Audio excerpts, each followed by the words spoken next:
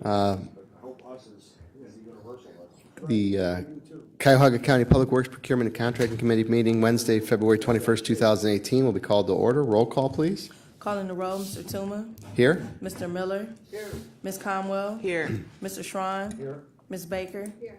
There is a quorum. Okay. Madam Clerk, is there any public comment related to the agenda this morning? No, Mr. Chair, no one is signed in. Okay, and if we could, we have approval of the minutes from the January 31st, 2018 meeting. So moved.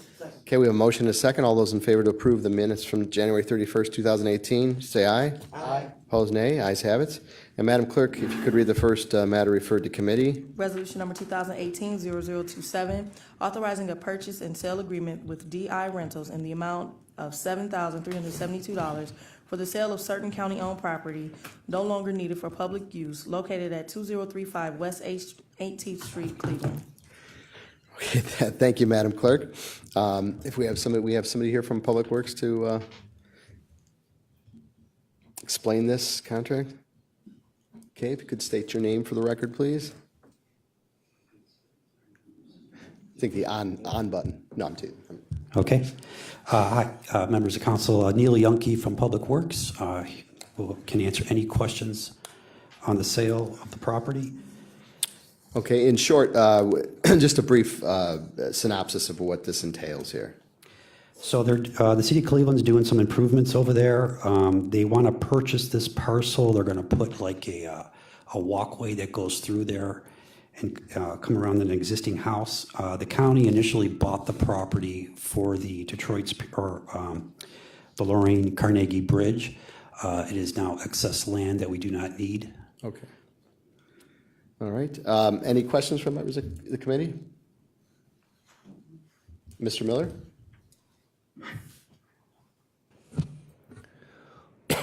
What is the size of the parcel? Square footage wise, let's see.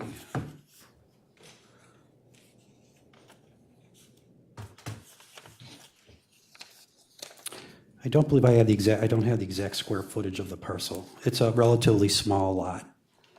Okay, if you could get us that information, we'd appreciate it. I can answer it. Okay, we have the, Jessica okay, French, Public Works. okay, It's 0.059 acres. It's a very small tract of Okay. land. That piece is actually a triangle and it's landlocked. And does the purchaser own property that's adjacent to it? They do. They're doing a large development in Duck Island. And again, like he said, it's needed for a walkway just to connect to two roads in that area. And how was the price determined? An appraisal was completed on the property. The county did not agree with the full appraisal price of the property. Again, appraisal is an opinion of value. So we negotiated a higher price for the piece of property that we felt was fair from other appraisals that we've done in that area. And that's where we came up with the price. The buyer agreed to it, and here we are now. okay. Any follow-up questions? Ms. Conwell?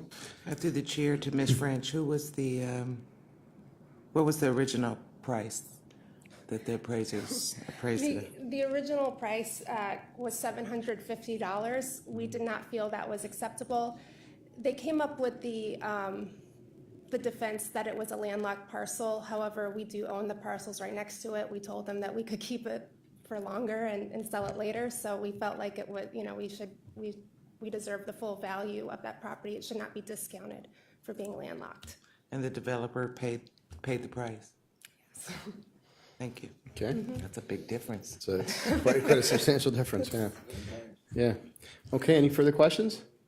Okay, and then as far as moving this along, what's the situation as far as the timeliness of this? They've been looking to purchase this property for some time now, just working with the city of Cleveland. We would like to have this done within the next couple of months to finish and close. Okay, so another question? Okay, you have another question? So you stated that we owned other adjacent properties. So will that make it harder allowing this, will that make it harder to do anything with the other parcels that we own, or are we planning on selling those as well?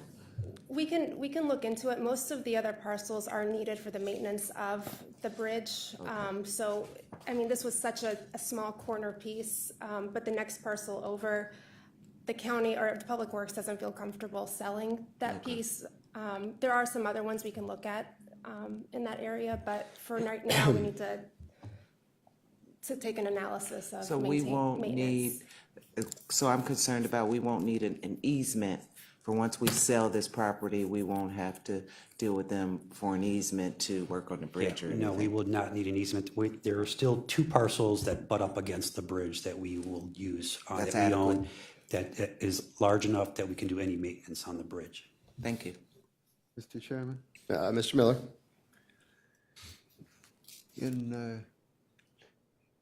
in light of their accommodation on the price, I suggest that we accommodate them with second reading suspension.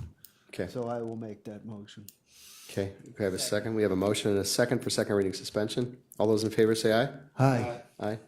Opposed, nay. Ayes have it. Okay, appreciate that. Madam Clerk, if you could read the second resolution. Resolution number 2018-0028, authorizing the county executive to accept dedication of land for Brock Court in West 19th Place. Okay. And if you could explain this resolution as well, what this is entails. Okay, this is right next to the first portion we looked at. Okay. This piece is going to be county property that we are going to retain, but we're going to allow them to put their walkway on the property, so it'll be a dedicated piece. No, this one's actually different. This one is, there's 2 different, this is in the same area, like you said, but this area is developing quite a bit. We do own property in the area. The city of Cleveland, because of the development, needs to add some additional, like alleyways and widen the street a little bit in this area, just because they're all very, very small roads. So the property that we do own, they're asking us to dedicate a small portion, which would be 2 feet on West 19th Place. They're also they're requesting it from all the property owners on West 19th Place. We just own one property. And then they're also requesting they're building an alleyway, a 12-foot alleyway, to connect West 18th Place, or West 18th Street and West 19th Place together. And that should help, 1 for residents and 2 for snow plowing and things like that, garbage. Yeah, it's a 12-foot alley, not a walkway. Can you add my name, please? Okay. Any questions from other members of the committee? Mr. Miller? What does it mean to dedicate? So once it becomes dedicated, it's for public use. So anybody can use it. It'll become like a city street. The city would maintain it, but it's not like private property. It's public, for public use, public Is this right-of-way. property that we own? Yes, So we're going to take property that we own and say that it can be used for a public street? that's correct, yes. And do we normally get any compensation for that? I don't really know. Normally we do for a roadway project, we do, but as far as this one, I don't know what kind of compensation we're getting. None. No, okay. we were asked by the city to dedicate, because we're not necessarily, I guess, selling the property. We're just making it so that people can, go on the street, or it's allowing legal access to that road. And would this public access interfere with any possible use that we might have for this property in the future? So very similar to the prior one, we still have property near the bridge for maintenance of the bridge, so this would not affect any maintenance on the bridge, for the bridge. Councilman Miller, it's a very tiny area. I'm surprised it's just now coming before us. I believe I worked on it about 1.5 years ago, where the neighbors had reached out. And the area, it's like a small, not really used area. The residents over there, their garages literally sit on this, not even a road. So they initially reached out to me how we could get Public Works to actually expand and create a road, because that's where all their garages sit. And so they can easily access their garages and it be a nice pavement. Then we found out that because the bridge sits like at the corner of the road, that we had to have certain access, and then there was a resident that we were actually on their property. So it's like a combination shared, where the city of Cleveland, the residents, they really need that spot, and we just had to juggle to figure out what was the best use. But it's not enough spot to build anything or to sell anything, because the bridge is there and we have to maintain it. It's one of the larger bridges too. Well, it's obvious that my colleague has worked with the affected parties, and I'm more than happy to defer to her judgment. Okay, Mr. Strong? Thank you, Mr. Chairman. So we will retain ownership to it, if I'm understanding the dedication, is that correct? Well, it would only, if they were to vacate the 12-foot alleyway, then we would retain ownership. But when you dedicate it, it's going to be recorded plat. It actually kind of becomes like a city street. Yeah. They're in where I'm going to ask the questions. Okay. Is it going to be a city street, or is it going to be county property, though, which we have the obligation to maintain any kind of improvements on it? It'll become a city street. They are required for the So maintenance. they'll Yes. okay. So we have no maintenance responsibility, no ongoing maintenance. Thank you. Just along those lines, so as far as liability goes, if somebody gets hurt on the street, who's responsible? City. Okay. Ms. Baker? Just quickly along the same lines, will this be renamed or named? Brock Court. Brock Court. BROCK. Thank you. Okay. Any other questions? And how did we come up with Brockcourt? Is that something, who decided that? The city. The city, gotcha. Mr. Brock? Jeez. Okay. Any other questions with that? Okay. And again, as far as moving this, I would imagine that you want this moved along so these folks can get whatever they need, the councilwoman is trying to get this thing done. So I'll make a motion for second reading suspension of this piece of legislation. And we have a second. All those in favor say aye. Aye. Okay, opposed, nay. Ayes have it. Madam Clerk, if you could read the next resolution, please. Resolution number 2018-0029, authorizing the county executive to accept dedication of land for a part of Warrensville Center Road. Okay, and again, just an explanation, brief explanation as to this contract. Yes, so this one is just for a small area on Long Warrensville Road that they want to widen the roadway there. This is, the city owns the parcel adjoining to it. Once this gets widened, they're going to convey the property to University Hospitals. And this is right in the Van Aken area where there are a lot of projects going on. But because it's a county road, it requires council approval. Okay, so just backing up, you say once they widen it, the city will convey it to UH? That's, yeah, right. Okay. Right. Well, Yeah, with this, there's one whole property, part of it's being dedicated, and all of it's owned by the city of Shaker Heights.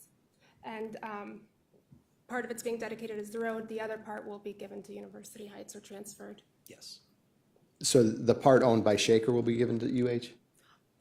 Or the, Yep, so part I'm of just- it, I'm so just we trying have to one full parcel.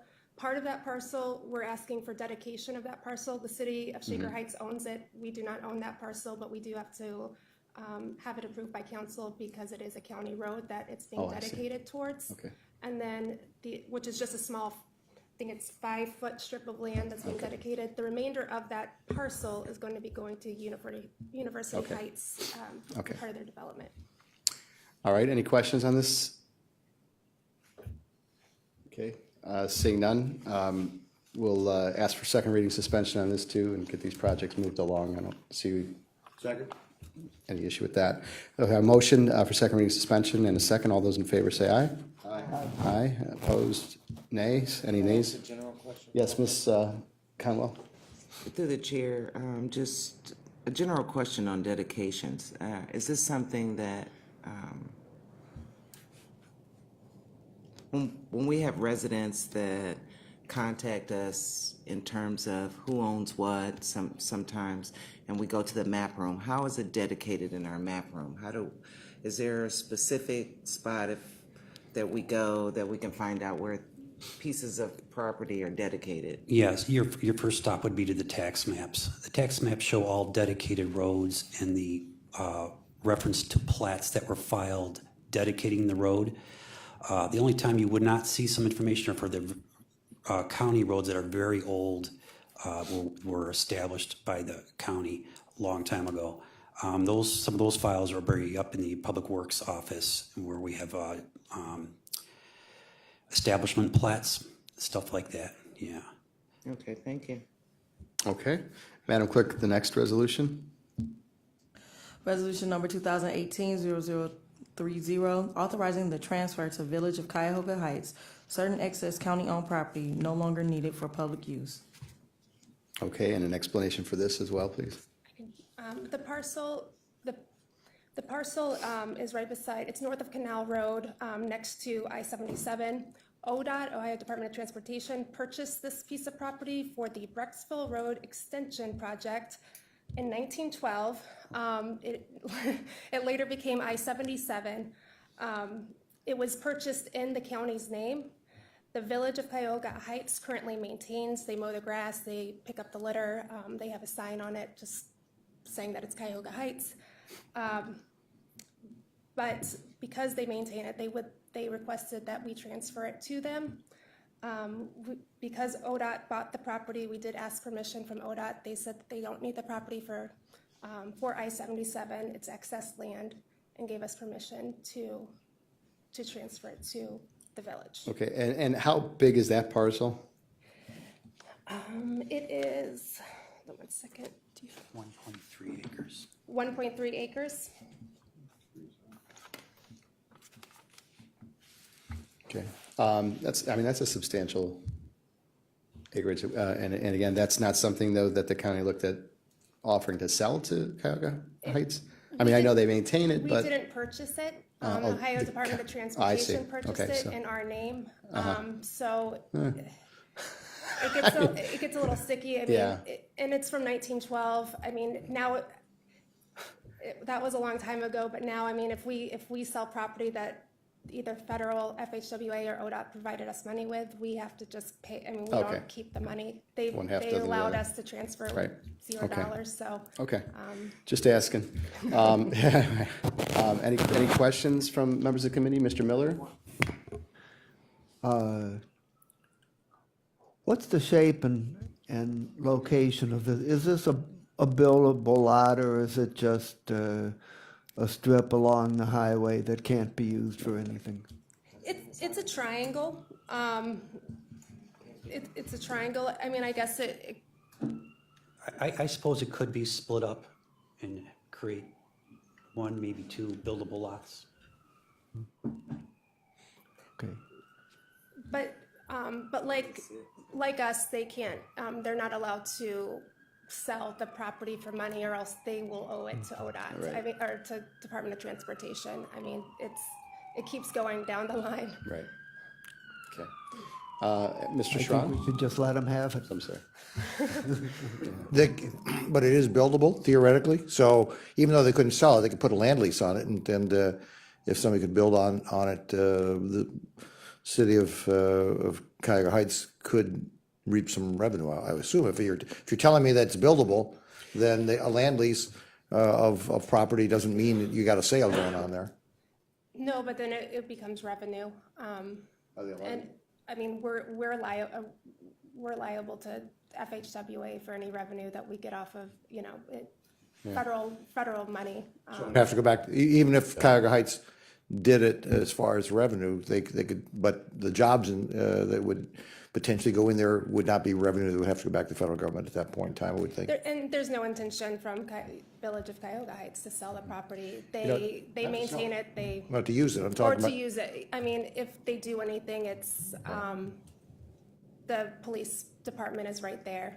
And That's about it. It's just, extra grass, I guess, for. Just a for quick that question, why area. isn't there a parcel number in this legislation?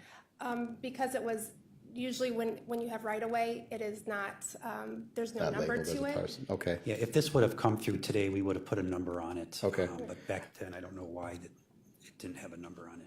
Okay, and then, Ms. Conwell? So through the chair, I think I know right where this area is. What is the reason of changing? I mean, if nobody could sell it or do anything with it, why would Cuyahoga Heights not want us to keep it? And do we maintain it is another question. No, they maintain it, and that's, Okay. and, Oh, so that's why they want to do it. and to be honest with you, we weren't aware that we owned the property. Because it's from 1912, he had to go in the basement and dig out the There you go. plans for that. I mean, you would think that ODOT owned the property, but, Yeah.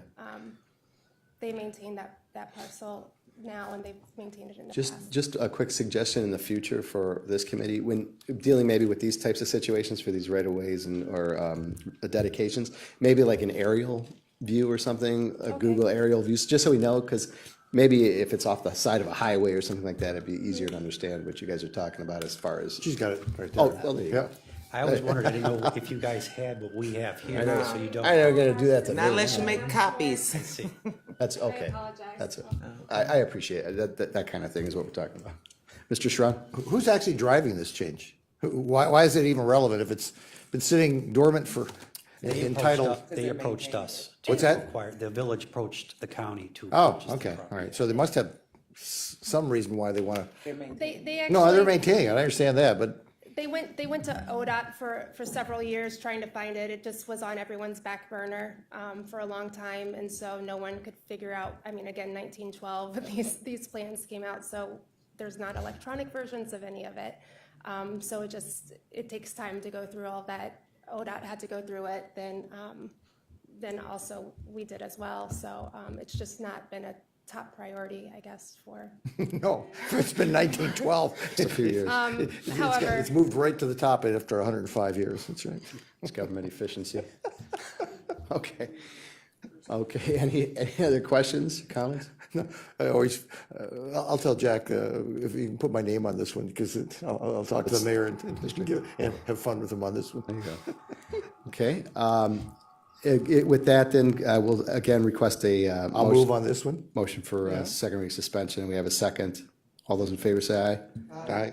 Opposed, nay. Ayes have it. Madam Clerk, the last piece of legislation here. Resolution number 2018-0031, making an award on requisition number 41307 to WB Mason Company in the amount not to exceed $2,067,000 for general office supplies and related services for the period 4/1/2018 through 3/31/2021. Okay, if you could state your name for the record, please. Lenore Lockett, Office of Procurement and Diversity. Today, we're recommending an award to WB Mason for office supplies for Cuyahoga County for the indicated time period. This recommendation is the result of an RFP that had a reverse auction component. The RFP closed on December 11, 2017. 2 proposals were received.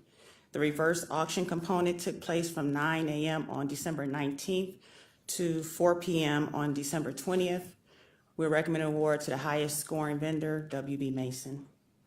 I'm here to entertain any questions. Okay, Ms. Conwell?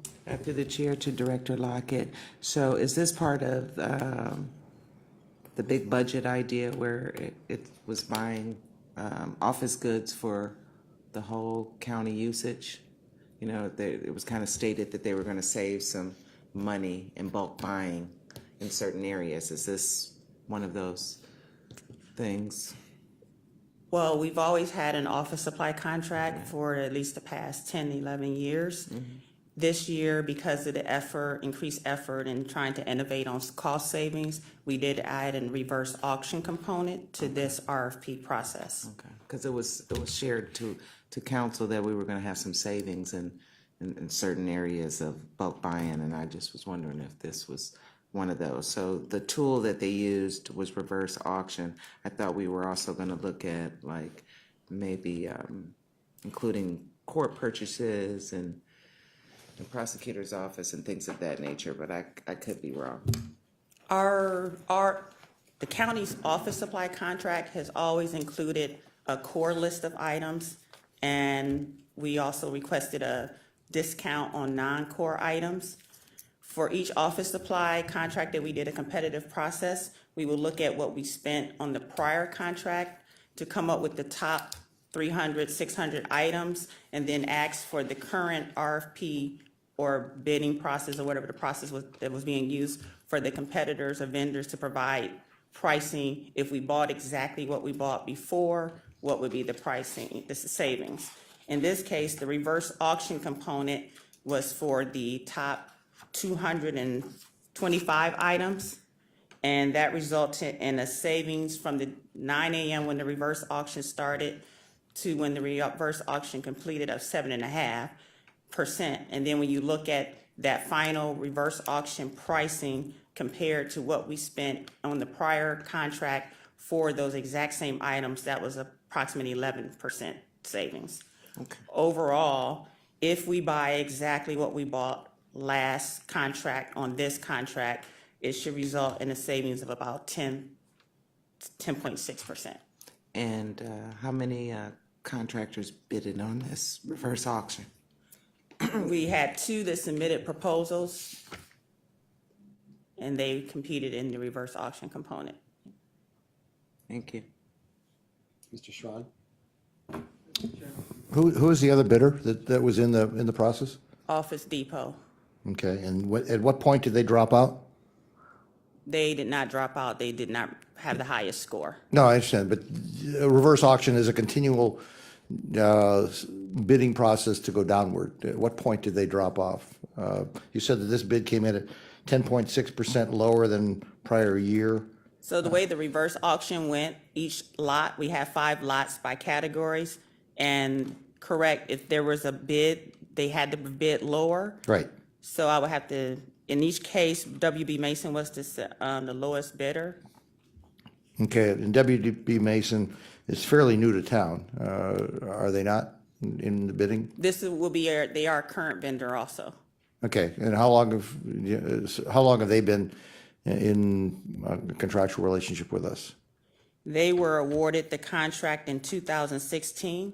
Okay, Before that, we had Office Depot. Before that, it was Staples. okay, well, Office Depot and Staples are, I believe, are part of the same organization today, are they not? Or No, they're different. Office Okay. Depot was Oh, Office Depot and Max. Office Max are, Correct. right, merged together, that's correct, okay.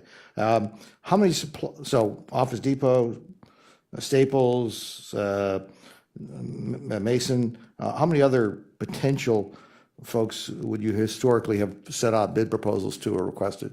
Our plan holders list included everyone that was registered in our by-speed system, but typically because the county's size and the size of the contract, there's usually about 4 independent business, Stage IBS, Staples, Office Max, and WB Mason.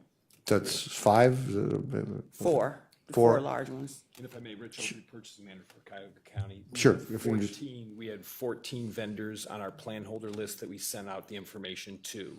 Then we had 2 of those vendors actually make submissions. So you had 14 potential that would have qualified based on whatever our demographics size and that they would have been able to fulfill the needs, we believe or not. I had 4 over here and 14 over here. So of the 14, only 4 would have actually been respondable bidders? No, let me clarify. Okay, In our by-speed system, a vendor can self-register for the scope of work or services that their business provides. We do not pre-qualify vendors. So when we do a formal solicitation, when we choose that commodity code that's applicable to the scope of work, any vendor that has stated that they provide those services will get notified. Then the scoring of the RFP determines whether or not they actually meet the qualifications that are detailed in our RFP. okay. And how many actually had submitted a request to be with it, the RFP 2 definitions? proposals There's submitted. only 2 that actually submitted a response. Yes. So we don't know of the other remaining 12, whether they would have been capable of qualifying. They never responded to the RFP. Correct. We did try to follow up with no bid sheets to determine why. One vendor stated that they could not offer discounts Another vendor stated they needed more time to submit a competent proposal. And the third vendor stated that they felt they could not be competitive because they looked at our last competitive process and saw the price variance where WB Mason scored compared to where their items were, and they felt they could not be competitive. And WD Mason won it in 16, the same contract? Yes, And so they then were lower than Staples from the prior year, the prior contract? it was an RFP process, so they had the highest scoring. There was a pricing component and a non-pricing component.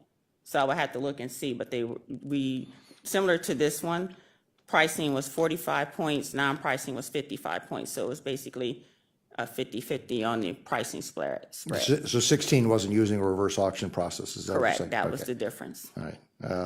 Yeah, my concern has always been with this reverse auction that we're going to get less and less and less bidders eventually, and now we're down to 2.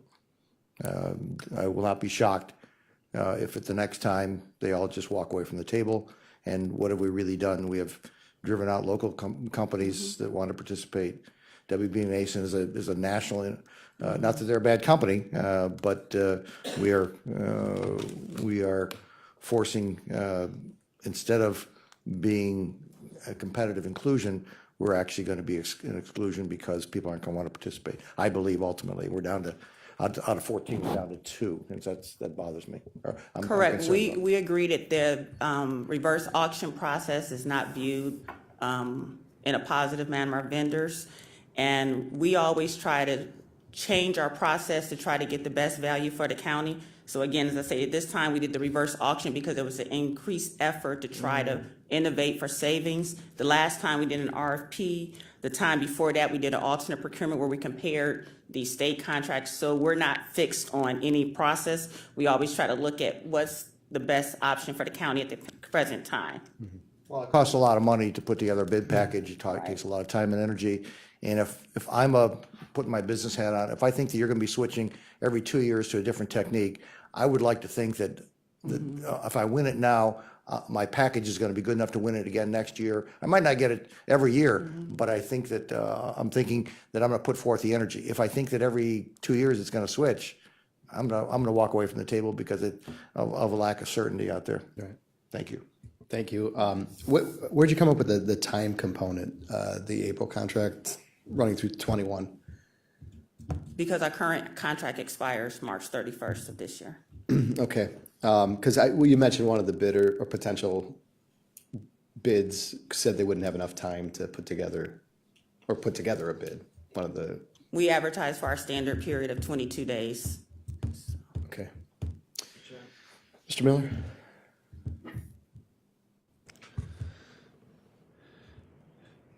You had I forget the exact number, but you had a large number of items that you put out on the reverse auction.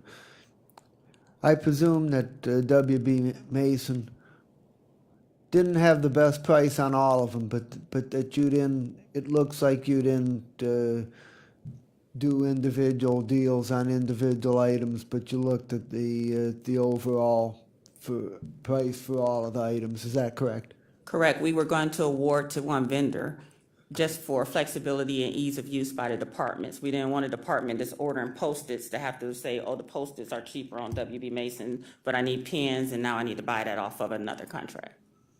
Okay. Okay. Any further questions? Okay. Okay, so I see the time frame here starts April 1st. We're already in the middle of February, so are you requesting this on second reading suspension? No, we planned for 3 readings. You can have 3 readings, that's fine. Okay, then could I have a motion for second reading? So moved. Okay, I have a motion, could I have a second? Second. Okay, we have a motion and a second for second reading. All those in favor say aye. Aye. Opposed, nay. The ayes have it. All right, And, thank you. and if possible, I just want to introduce the team that actually did the process. Okay. There are 2 young purchasing agents that the county hired within the last 18 months, so we are attracting good talent. Good. Alicia Clark, Stephen Witt, and Rich Opry is our purchasing manager. I appreciate that. Thank you. Thank you for your help. Okay, Madam Clerk, any other miscellaneous business? I'm sorry, anybody? Any miscellaneous business? Okay. Madam Clerk, is there any other public comment? No, Mr. Chair. All right, and with that, could I have a motion to adjourn? So move. Second, could I have a second? Motion and a second. All those in favor say aye. Aye. Opposed, nay. Ayes have it.